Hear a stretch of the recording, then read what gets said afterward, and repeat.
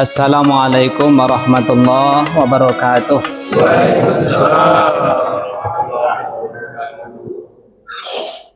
Alhamdulillahirabbil alamin. Wassalatu wassalamu ala sayyidil mursalin wa ala alihi wa ashabihi ajma'in. Ashhadu an la ilaha illallah wahdahu la syarikalah wa ashhadu anna Muhammadan abduhu wa rasuluh la nabiyya ba'dah. Allahumma fasalli wa sallim wa barik ala Muhammadin wa alihi. Bapak-bapak, jemaah maghrib dan isya yang dirahmati Allah Subhanahu wa taala. Alhamdulillah, pada malam hari ini kita dipertemukan oleh Allah, diringankan langkah kita, diberikan ketenangan kita duduk di majelis ini. Mudah-mudahan duduknya kita di majelis ini Allah berikan kemudahan dari semua urusan kita. Semua dosa-dosa kita pelan-pelan Allah gugurkan dan Allah angkat derajat kita insya Allah. Selawat dan salam kita sampaikan buat junjungan kita Nabi besar Muhammad sallallahu alaihi wasallam. Pada malam hari ini bapak-bapak, mik ini enaknya dipegang apa ditaruh di sini? Enggak, bapak enaknya suaranya kedengarannya dipegang. Taruh sini aja.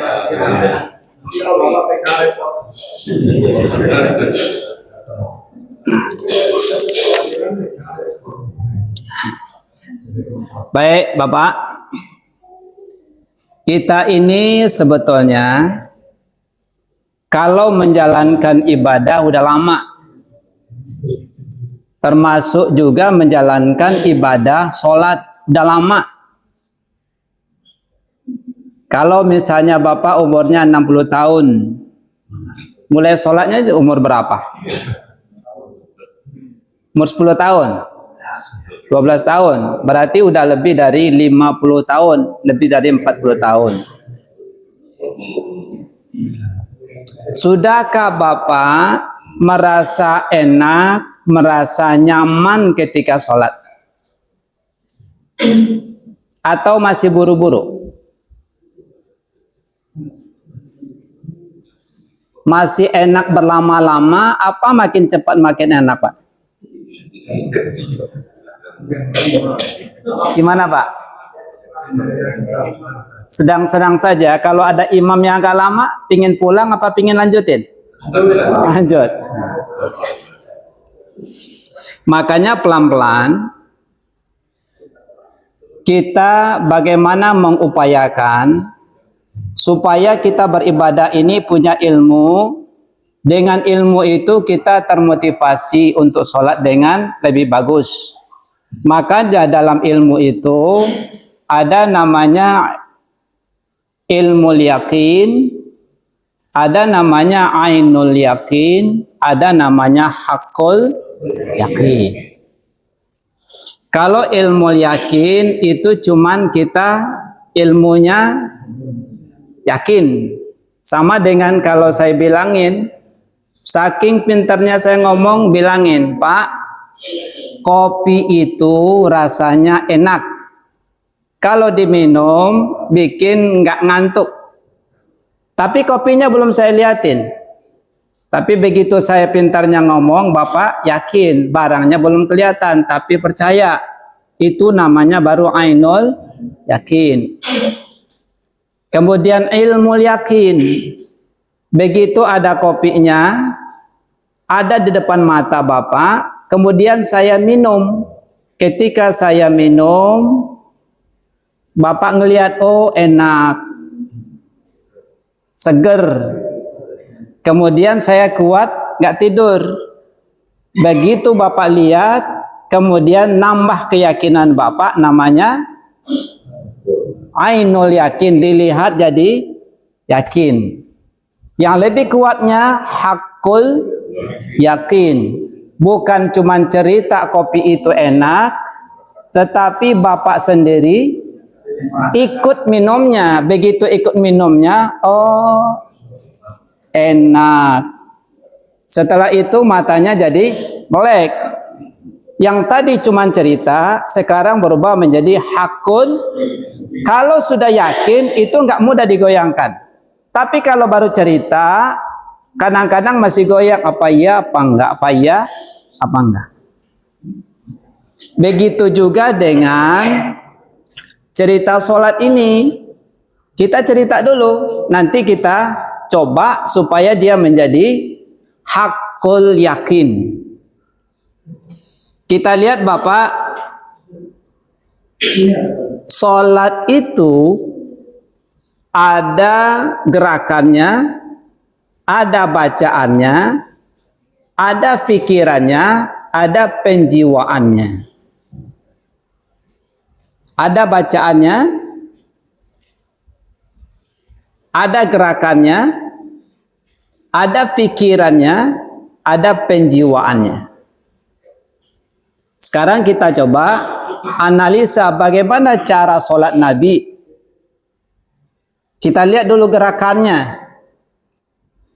Kalau Nabi itu di dalam sholat, berapa lama sahabat Nabi pernah sholat di belakang Nabi, kemudian Nabi itu membaca surah Al-Baqarah.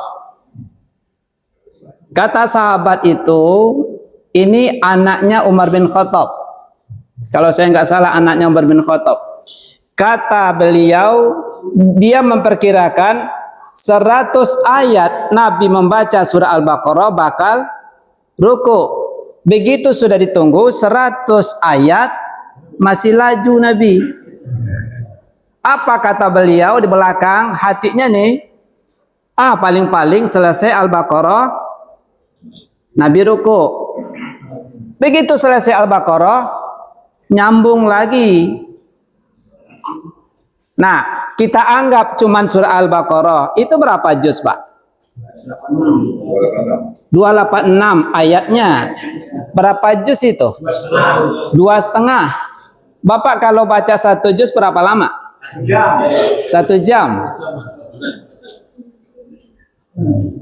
Kalau 2,5 juz berapa lama? Ini kita lihat dulu cara Nabi. Kita nggak mungkin bisa persis seperti Nabi. Kita belajar mengikuti, nggak mungkin persis.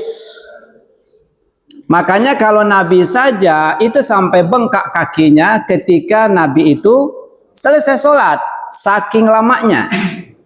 Itu Nabi Muhammad. Kalau umatnya sebelum sholat kakinya udah bengkak. Kenapa? Asam urat. Kalau Nabi sholat dulu saking lamanya bengkak.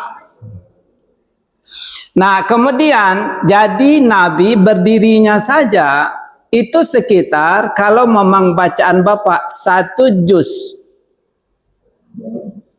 Kalau setengah jam kelamaan ya. Anggaplah 1 jam. Kita kecilin lagi anggap setengah jam. Itu baru berdirinya doang. Kemudian dalam hadis lain, lamanya Nabi itu ruku hampir sama dengan berdirinya. Kalau berdirinya setengah jam, rukunya berapa lama? Setengah jam. Lamanya Nabi itu sujud hampir sama dengan rukunya. Berarti sujudnya berapa lama? Setengah jam. Nabi duduk antara dua sujudnya hampir sama dengan rukuknya, hampir sama dengan sujudnya. Berarti setiap perpindahan gerakan itu rata-rata setengah jam. Kita berapa lama, Pak? Nah, kenapa Allah perintahkan? Jadi yang menciptakan badan kita ini adalah Allah Subhanahu wa Ta'ala. Yang menciptakan aturan sholat, gerakan dan bacaan itu siapa? Allah juga. Berarti gerakan sholat itu menurut analisa itu sebetulnya suprayoga. Gerakan sholat itu gerakan sehat. Kalau benar sholatnya, benar gerakannya, benar tomakninanya, benar rileksnya, benar santainya, pikirannya nggak kemana-mana, maka sesungguhnya itu sudah cukup untuk menyehatkan badan. Maka nggak perlu lagi keliling-keliling stadion. Bapak kalau keliling stadion nanti matanya jelalatan juga. Cuci-cuci mata. Karena pandangan di sana itu macam-macam.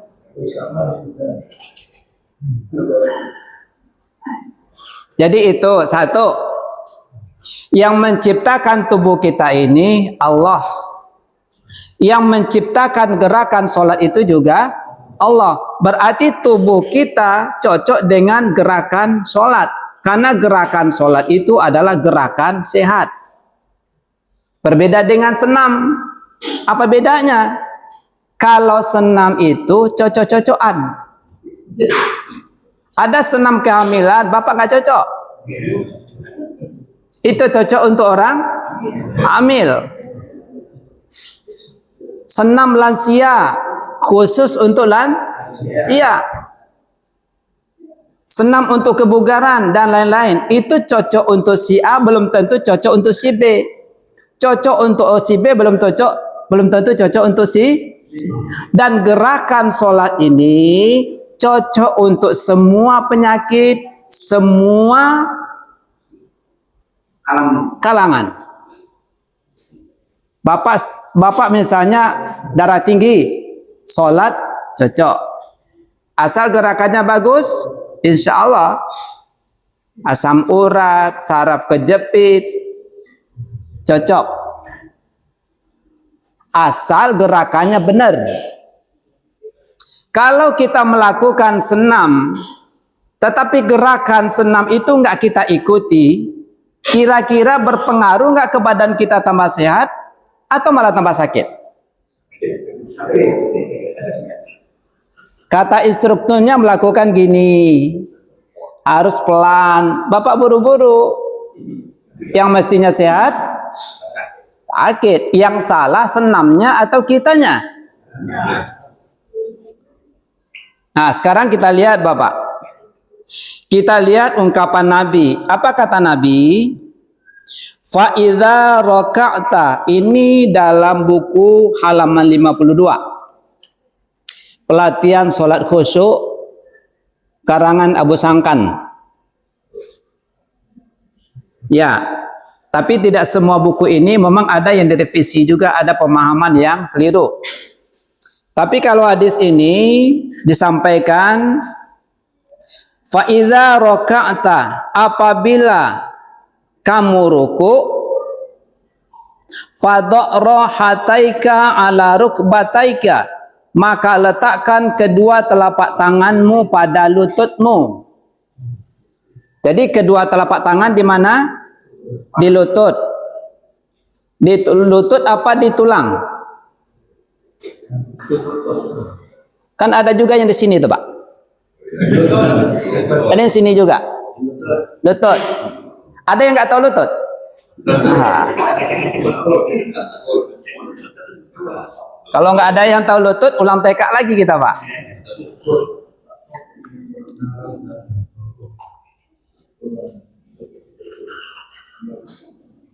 Summa farrij asabi'aka, kemudian renggangkan jari-jari tanganmu. Jadi jarinya bukan rapat tapi direnggangkan. Summamkut, kemudian istirahatlah. Ah, ini Pak. Kemudian tenanglah. Kemudian rilekslah. Kemudian santailah. Kemudian tenanglah. Ah, itu Pak. Kalau kita sholat seperti Nabi tadi, tapi pikiran kita tenang, jiwa kita tenang, hati kita tenang, badan kita rileks, santai. Apa kata Nabi? Hatta ya'khudha kulla udwin ma'khudhahu. Maka setiap anggota badanmu, ruas-ruas tulang belakangmu, urat-uratmu akan kembali kepada posisi semula. Jadi kalau ada urat kita bermasalah, sebetulnya dengan gerakan sholat itu sebetulnya bisa memperbaiki ke tempat semula. Berapa lama? Setengah jam kata Bapak tadi. Ya Pak? Makmumnya bubar. Makanya diberikan dulu pemahaman supaya ilmu yang dipunyai oleh imam sama dengan ilmu yang dipunyai oleh makmum. Jangan berbeda. Imamnya pingin lama, makmumnya pingin cepat. Berarti antara ilmu imam belum klop dengan. Jangan sampai imam itu dibenci oleh makmum. Walaupun imam ilmunya benar, harus diberikan pemahaman kepada makmum supaya makmum ini bisa memahami, kemudian bisa menerima. Jadi kalau imam ya walaupun paham ilmu ini, jangan dicoba setengah jam kalau makmumnya belum paham ilmunya. Nanti bapak salam nggak ada lagi satu pun di belakang. Habis. Bapak imam subuh kayak gitu. Nanti zuhur bapak imam, begitu bapak takbir udah pulang semua. Jadi bapak, kalau ruku kita seperti itu, nanti akan kita rasakan semua urat-urat kita itu ketarik. Makanya kalau bapak nggak keberatan, hari ini kita bareng-bareng, ruku bareng. Kemudian saya coba bantu dengan ilmu saya membenarkan posisi yang kurang pas. Nanti kita tunggu agak lama. Setelah itu bapak rasakan apa yang bapak rasakan. Ketika kita sudah merasakan baru hakul. Oh iya berarti lama bagusnya gitu. Kalau enggak makin cepat makin baik. Kira-kira ada yang mau di depan dulu satu orang Pak? Kita bantu. Yang kecil mau? Nanti semua kita berdiri bareng, kita coba ruku bareng, maka semuanya merasakan, oh ini yang dia rasa.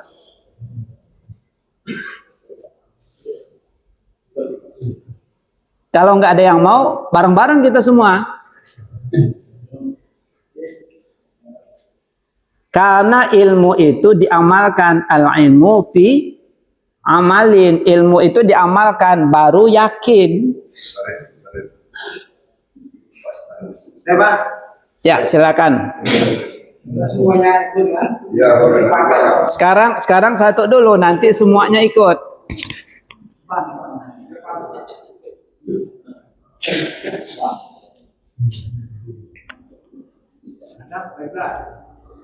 Nggak usah ngadap kiblat Pak, nggak apa-apa. Langsung aja. Nah, ini udah bagus. Ya? Ini udah bagus ini. Ya. Posisinya direlakan, disantaikan. Nanti kita tunggu sebentar aja. Nggak usah ngomong dulu dia.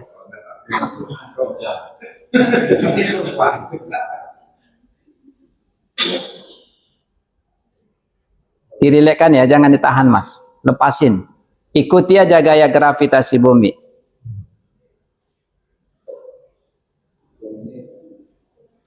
Bapak cocok setengah jam yang ini? Cocok.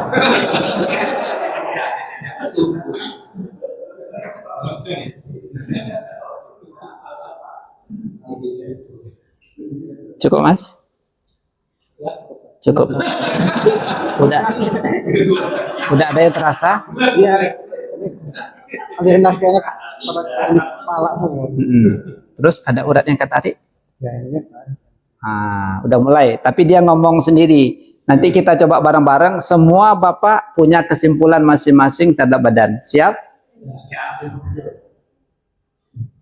Coba Bapak berdiri. Kita bareng-bareng. Ya.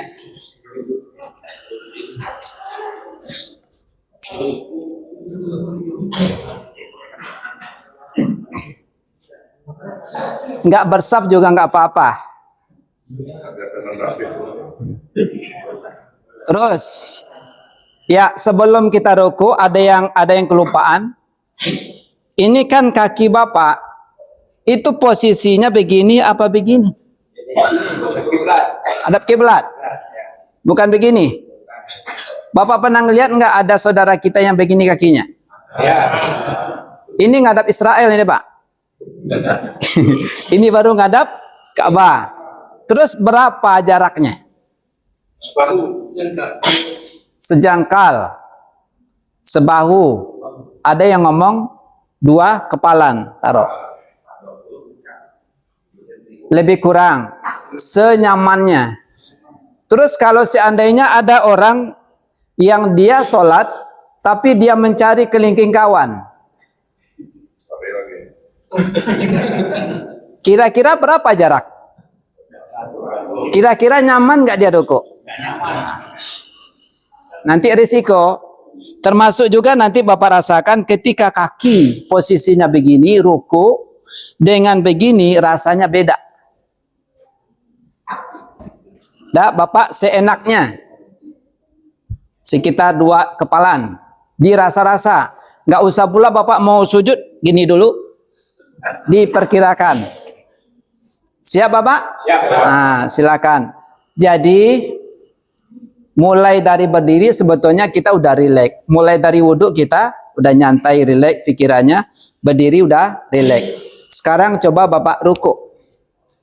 Allahu Akbar. Silakan Pak.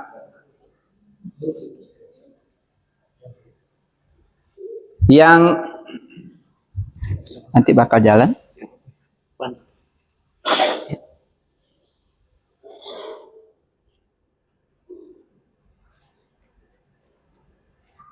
Mohon maaf ya.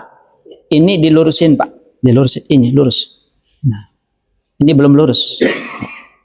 Oke. Ini tekan ke bawah sedikit. Tapi ini dinaikin. Maaf. Ah gitu. Relax Pak. Belum bisa Bapaknya. Ini tekan ke bawah. Ini doang. Ah gitu Pak. Tapi relax ya Pak. Ini Bapak tegang ini. Ini belum lurus. Lurusin dulu. Iya gitu. Santai, relax. Udah mulai urat-uratnya udah kerasa tuh Pak. Lurusin dikit Pak. Iya. Ini bisa ditekan ke bawah sedikit Pak. Maaf. Ah, ini diangkat ke atas. Ini ke bawah. Ah gitu Pak. Belum pas tapi udah mulai kerasa ini. Ini lurus lagi Pak. Ah gitu. Dikit. Belum. Relax ya Pak. Ditekan ke bawah Pak ini. Tapi dada Bapak dinaikin ke atas. Maaf. Naikin ke atas, tapi ini turun. Belum bisa ya? Naik. Dadanya naik ke atas, ini tetap ya belum tapi udah ngerasa. Ya, ini lurus. Yang penting Bapak ngerasakan dulu, iya gitu. Ini geser ke bawah, ini dikit. Tapi ini ke atas. Ah. Dikit lagi. Ya, direlekkan Pak. Belum pas, tapi udah terasa atau tulang-tulangnya uratnya. Bawah dikit lagi Pak, maaf. Ya. Ini ke bawah dikit nyangkat di atas. Ya, ah gitu. Mohon maaf, palanya ke bawah. Ini bisa ke bawah dikit Pak. Ya. Oke. Terus.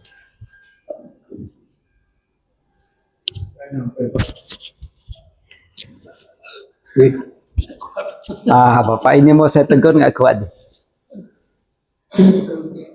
Ya, begitu adalah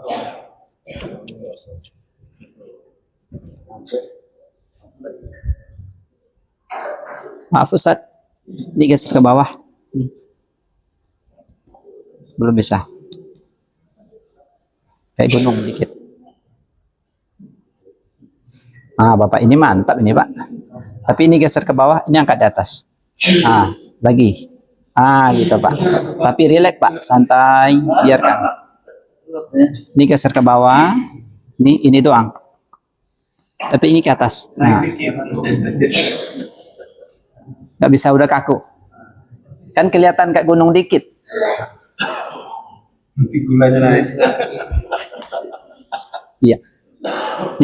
Ini Pak lurusnya. Ini diangkat Pak. Ini aja diturunin, ini angkat. Dadanya angkat. Gitu. Tapi belum pas. Ini turun ke bawah lagi. Iya. Ini jangan tetap lurus. Masih. Ini jangan bengkok Pak. Ini turunin Pak, ini doang. Ini aja. Ini Bapak angkat. Ya, Bapak angkat di atas sedikit. Nah, ini tetap dijaga turunnya. Ini bisa diturunin nggak Pak? Nggak bisa lagi. Nah, ini udah enak ini Mas. Asal kepalanya aja ke bawah. Ya, ini lurus. Diangkat Mas. Lagi. Ah, gitu.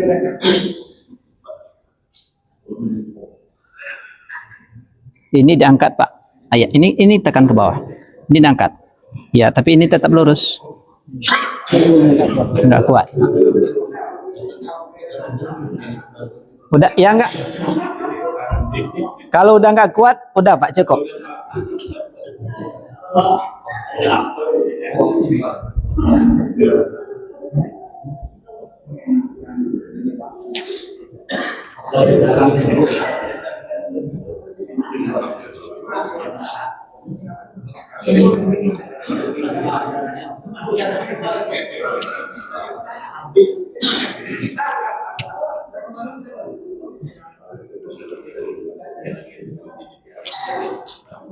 Udah?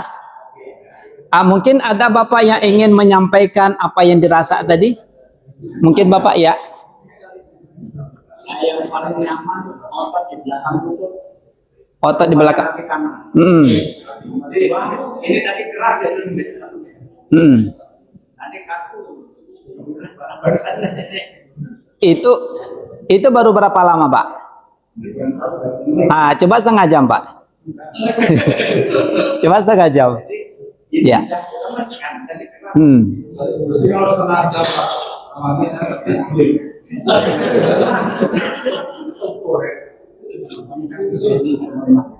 Ya. Ada yang ingin memberikan komentar Pak?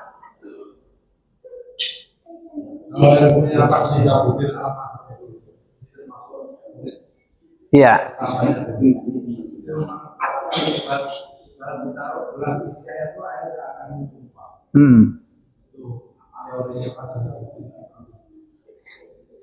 Ya.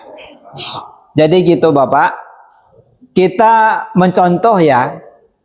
Bukan persis. Jadi ketika kita sudah ruku, posisi ini kita udah luruskan ke depan. Kemudian ini taruhnya pas di lutut, bukan begini, gini. Kemudian, nah, nanti ini kita angkat sedikit, ini kita turunin pinggang ke bawah. Nah,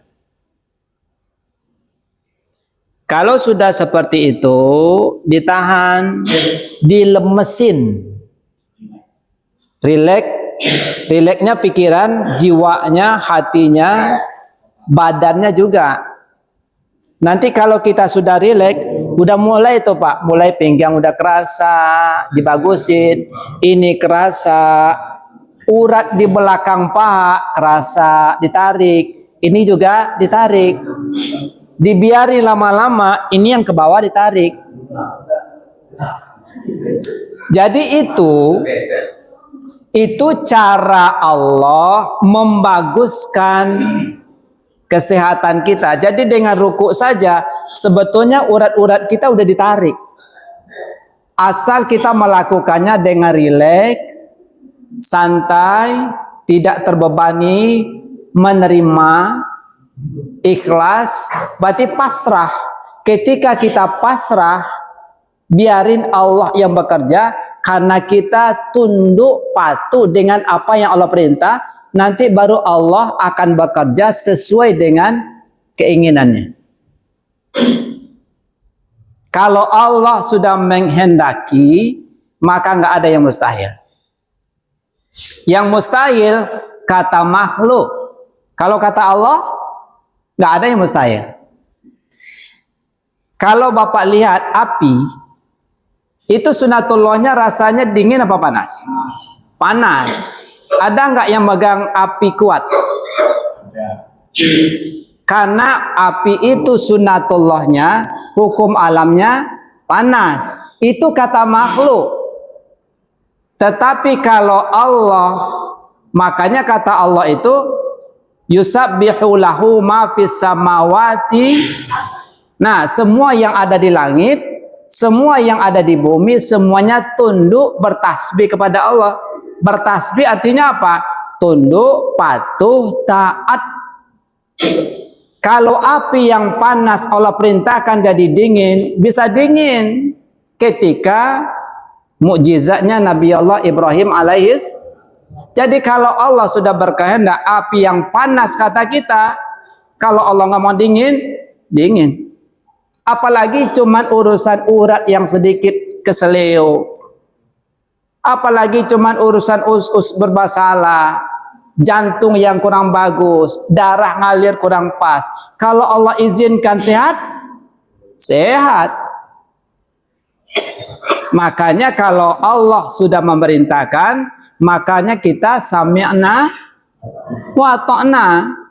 Kalau kata Allah tumakninah, makanya kita jangan buru-buru. Begitu kita rukuk santai, rileks, kita tunggu keajaiban yang Allah bakal berikan. Makanya ibadah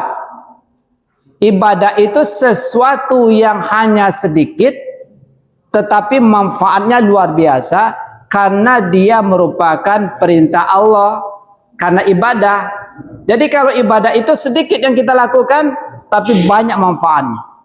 Termasuk gerakan sholat, baru cuman gerakan rukuk saja itu sudah bagus. Apalagi sujud, apalagi duduk antara dua sujud, apalagi kita takbir segala macam. Jadi semua gerakan sholat itu sehat. Makanya waktu Nabi dihadiahi raja menghadiahkan dokter. Kalau sekarang dokter untuk ikut, ya tabib untuk ikut Nabi selama 6 bulan ikut Nabi, nggak ada kerjaannya. Karena sahabat semuanya pada sehat. Kalau sekarang dokter nggak ada yang sepi, semua dokter praktek penuh karena semuanya pada sakit. Padahal sholat juga, tapi cuman sholatnya berbeda dengan sholat yang diajarkan Rasul. Kata Rasul tumakninah, kita buru-buru. Jadi dengan cara ini saja kita sudah menjadi yakin, oh benar, ruku yang dilakukan dengan bagus, sempurna dan rileks itu sebetulnya bisa memperbaiki struktur yang ada di tubuh kita. Baru kita yakin besok kalau mau ruku lama aja. Kenapa? Udah kerasa.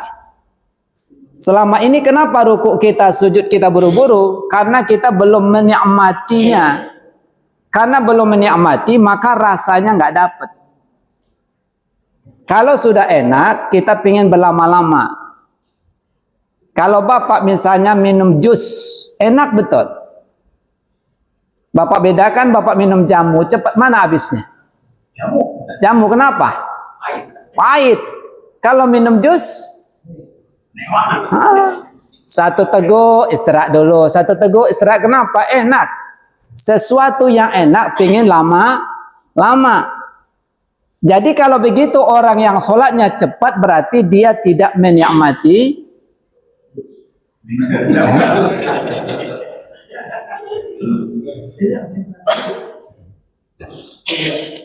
Nah gitu Bapak. Jadi kita berubah. Yang dulunya kita baru belajar sholat itu begini ilmunya. Itu baru ilmu. Diajarin sudah, sekarang kita praktekkan supaya bukan cuman ilmu tetapi sudah menjadi keyakinan. Kalau keyakinan itu nggak bisa digoyang, Pak. Nggak bisa dibeli. Makanya ada cerita begini, Bapak. Ada seorang orang perempuan cantik, bunga desa lah. Jadi ketika usianya itu sudah ingin cocok untuk berumah tangga dan semua kawan-kawan sebayanya sudah pada berumah tangga. Kemudian ditanyalah sama orang tuanya, "Nduk, kamu kan usianya sudah cukup. Kawan-kawan kamu semuanya sudah berkeluarga. Apa kamu nggak pengen nak berkeluarga? Anaknya ngomong, oh berarti ayah ibu sudah ingin kami berkeluarga. Iya. Kalau kamu belum ada jodoh, ngomong sama bapak ibu, tak cariin. Kalau sudah ada, coba ngomong ke kami siapa orangnya. Akhirnya anaknya ngomong, udah ada mah, udah ada bu, udah ada pak. Oh kalau sudah ada, ya udah suruh dia datang. Bapak kalau ada anak, kita sudah ingin mantu, dia sudah punya calon, senang apa bahagia? Senang lah. Makanya udah ditentukan harinya, dihubungilah sama anak perempuan tadi, calonnya. Begitu disuruh datang, datang. Begitu bapak ibunya di dalam kamar, anak itu datang. Begitu datang disambut sama anak perempuan ini, suruh duduk. Begitu anak perempuan mau masuk ke kamar, ngetuk pintu dia. Pak, Ibu, Assalamualaikum. Ada apa, Nduk? Ini calonnya udah datang.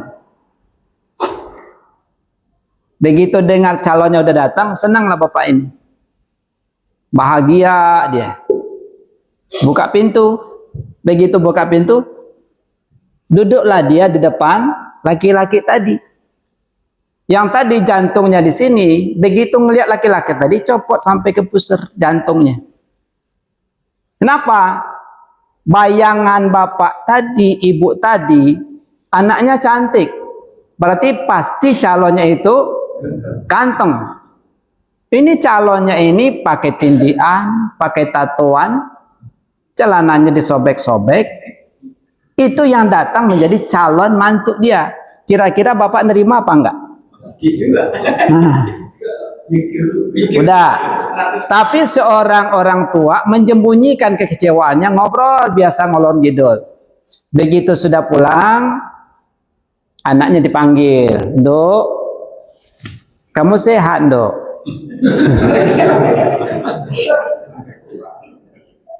Sehatlah, kenapa emang? Itu kamu laki-laki tadi, memang itu pilihanmu. Katanya, iya. Apa enggak ada orang di Bangau 5 yang ganteng, nak? Apa jawaban anak? Kalau yang ganteng banyak, tapi semuanya buaya darat. Nah, ini bentuknya jelek, memang tindian, tapi perhatiannya luar biasa. Dia menjaga saya selama ini. Pas saya lagi ada masalah, begitu ngomong sama dia, ketemu solusinya. Jadi hati saya sudah jatuh cinta sama dia. Yang laki-laki yang ganteng-ganteng itu, buaya darat semua. Omongannya nggak bisa dipegang. Akhirnya hatinya, karena sudah merasakan betul bagaimana rasa enaknya dekat dengan laki-laki itu. Ketika ada masalah dengan laki-laki, ada solusinya. Maka hatinya jatuh cinta. Begitu sudah diomongin, jangan nak, carilah yang lain. Tetap ngotot dia. Karena selama dia hidup, laki-laki ini jauh lebih baik. Bahkan kebaikannya, perhatiannya melebihi ayah ibunya. Akhirnya bapak ibunya stres. Kalau gitu, Nduk, kamu pilih. Kamu bakal tinggal di rumah ini sama bapak ibu, atau kamu nikah sama dia ke sana, tinggalin rumah ini. Kira-kira dia pilih mana, Pak? Tinggalin di rumah. Lari dengan laki-laki yang menurut kita itu nggak bagus rupanya. Dibawa kondangan malu-maluin. Tapi dia sudah termakan rasa senang bahagia bersama laki-laki. Dia berani meninggalkan orang tuanya yang melahirkan dia. Kenapa? Karena dia sudah hakul. Nah, dia sudah merasakan betul. Jadi nggak goyang lagi dia. Nah, begitu juga dengan ilmu ini. Kalau kita rukuk saja udah yakin kita, pasti kita berlama-lama. Tapi kalau kita sholatnya buru-buru, berarti kita belum yakin. Maka yang kita cari apa? Ilmu yakin. Nanti yang lain ngalir. Makanya termasuk kita kalau nyuruh anak sholat, Biasanya kita nyuruh anak sholat gimana Pak? Ancaman. Sholat, awas kalau nggak sholat. Jadi anak pun kalau disuruh sholat, kalau ancaman, yang penting sudah sholat. Buru-buru dia sholat. Coba bilangin, nak, kamu sholat ini biar dia sayang Allah. Gitu ngomongnya, bukan ancaman. Nah, supaya dia merasakan. Ada yang mau ditanyakan Pak sampai di sini? Kita tinggal 5 menit lagi. Ya? Jangan dulu Pak. Nanti belum lagi sujud. Sujud itu Bapak, waktu saya ngaji di Nursalam, itu ada Dokter Mahmud. Saya nggak tahu kalau ada Dokter Mahmud. Saya cerita, dengan sujud yang lama, itu bayi-bayi yang sunsang kondisinya di rahim, begitu dia sujud lama, maka bisa muter kembali. Dan itu pengalaman istri saya ketika ke dokter di Handayani, ketemu Dokter Mahmud. Saya nggak tahu ada dia. Saya cerita itu, kata Dokter Mahmud, ibu sujud yang lama, pokoknya kayak orang sholat, minimal 10 menit. Maka istri saya melakukan, tapi sujudnya bukan di sejadah, di kasur.